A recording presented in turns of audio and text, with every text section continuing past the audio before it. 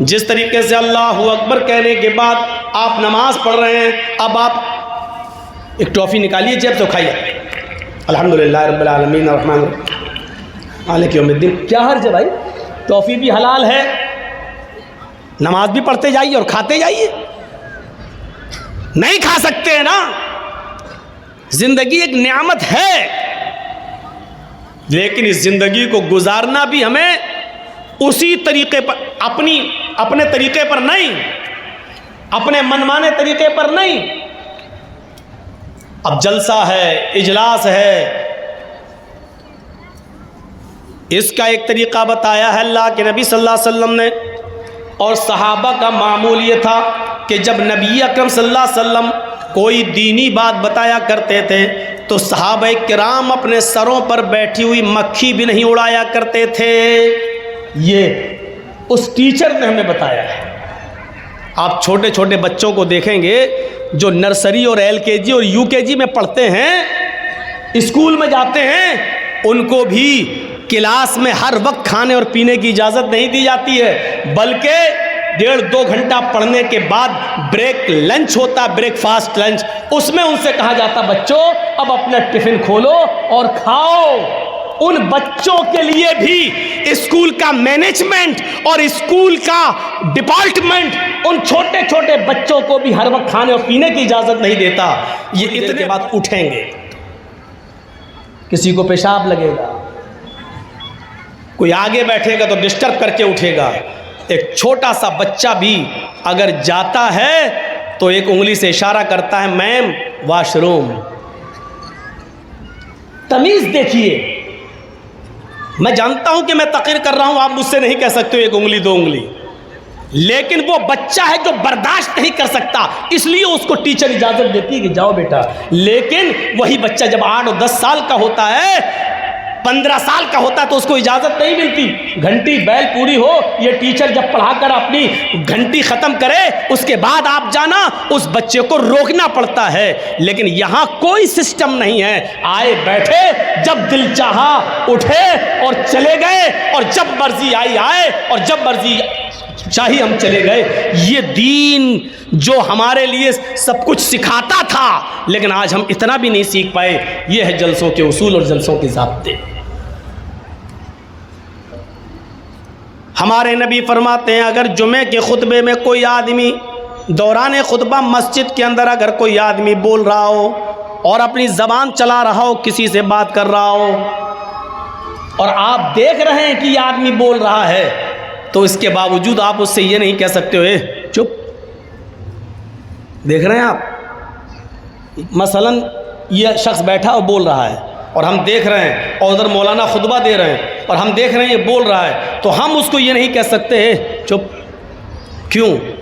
क्योंकि वो भी बोल रहा है, हम भी बोल रहे हैं चुप, तो और शोर होगा, फिर हमें देखकर तीसरा बोलेगा और शोर होगा।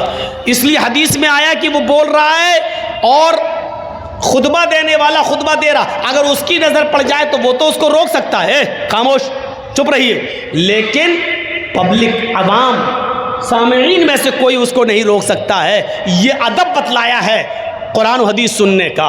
अब आप अंदाज़ा लगाएं, आप यहाँ मुंह चलाएंगे और कुरान और हदीस भी सुनेंगे, ऐसा हो सकता है? दोनों चीज़ें ऐसा नहीं होती। ये जलसा भी एक इबादत है जो आप बैठे हुए हैं। जिस तरीके से अल्लाहु अकबर कहने के बाद आप नमाज पढ़ रहे हैं, अब आप एक टॉफ़ी निकालिए जेब से खाइए, अल्हम्दुलिल्लाह रब्बिल आलमीन अर्रहमान मालिक यौमिद्दीन। क्या हर्ज है भाई, टॉफ़ी भी हलाल है, नमाज भी पढ़ते जाइए और खाते जाइए। नहीं खा सकते हैं ना, क्योंकि तकबीर तहरीमा कह दी गई है। तहरीमा का मतलब क्या है? अल्लाहु अकबर, इसको क्या कहते हैं? तकबीर तहरीमा। तहरीमा का मतलब ही है अब हर काम को हराम कर दिया गया है आपके ऊपर। अब आप का मस्तिष्क, आपका माइंड, आपका दिमाग सिर्फ अल्लाह की तरफ लगना चाहिए।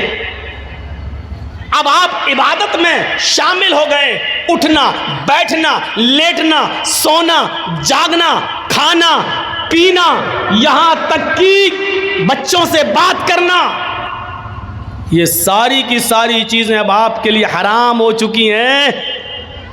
अब आप कुछ नहीं कर सकते हैं। इस इबादत ने हमें ये दर्स दिया है। अब ये कब हलाल होगी? जब आप कहोगे अस्सलामु अलैकुम व रहमतुल्लाह। इस सलाम के बाद अब ये सारी चीज़ें आपके लिए हलाल होंगी। अल्लाह के नबी जब खुतबा देते थे, दर्स देते थे, तो सहाबा अपने सरों पर बैठी हुई मक्खी नहीं उड़ाते थे। ये सिखाया था। तो ज़िंदगी गुजारने के उसूल सीखो।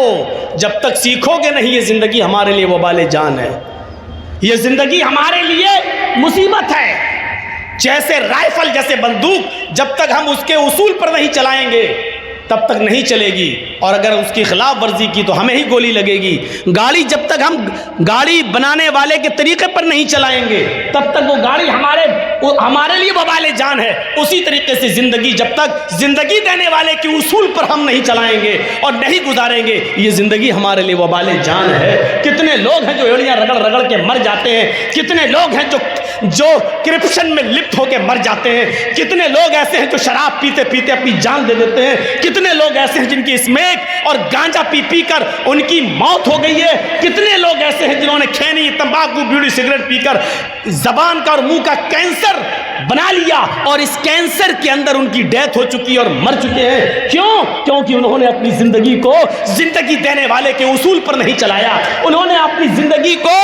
जिंदगी देने वाले के तरीके के मुताबिक नहीं चलाया, इसलिए ये जिंदगी उनके लिए वबाले जान बन गई। अब कब्र में गए तो हिसाब किताब, बुरे आदमी निकले तो रूह सिज्जीन के अंदर जो 7वें जमीन के नीचे ठिकाना है, और फिर कब्र के अंदर कब्र का दबोचना, कब्र के अंदर कब्र का दबाना मेरे भाइयों, और कयामत तक उसको यही सजा दिया जाना, और फिर कयामत के दिन हिसाब किताब होना, और फिर हिसाब किताब के बाद जहन्नम में ढकेल दिया जाना और फेंक दिया जाना। ये तसव्वुर करो, ये बहुत आसान है जिस जिंदगी में हम रह रहे हैं, लेकिन उस जिंदगी के बारे में सोचो जो मरने के बाद शुरू होगी। उस जिंदगी के बारे में जरा सोचो जो मरने के बाद शुरू होगी। इसीलिए मैंने कुरान करीम की 3 आयतें पढ़ी हैं। आज हम शुरुआत कर रहे हैं आपके साथ। सूरह फातिहा की 3 आयतें ही पढ़ी हैं। शायद मैं चल पाऊं कि ना चल पाऊं इन 3 आयतों तक। पहली आयत देखिए आप, इस जिंदगी देने वाले रब की तरफ से जो पहली आयत सूरह फातिहा की बिस्मिल्लाहिर्रहमानिर्रहीम के बाद जो शुरू होती है कुरान की, वो यहां से शुरू होती है अल्हम्दुलिल्लाहि रब्बिल आलमीन। पहले इस लफ्ज के ऊपर गौर कीजिए, रब्बुल आलमीन। जिंदगी देने वाला कहता है कि जिंदगी हमने दे दी है, इस जिंदगी की परवरिश भी हम करते हैं। तमाम तारीफें उस अल्लाह की बयान करो जो दोनों जहान का पालनहार है। जिंदगी उसने हमें और आपको दी, जिंदगी काफिर को भी दी, जिंदगी गैर मुस्लिमों को भी दी, जिंदगी यहूद व नसारा को भी दी, और जिंदगी जानवरों को भी दी, जिंदगी बच्चों को भी दी, जिंदगी दोस्त को भी दी और जिंदगी दुश्मन को भी दी, जिंदगी अपने ऊपर ईमान लाने वालों को भी दी और जिंदगी अपने ऊपर ईमान न लाने वालों को भी दी। दी या नहीं दी? देख लीजिए आप। क्या तुम तारीफ करोगे?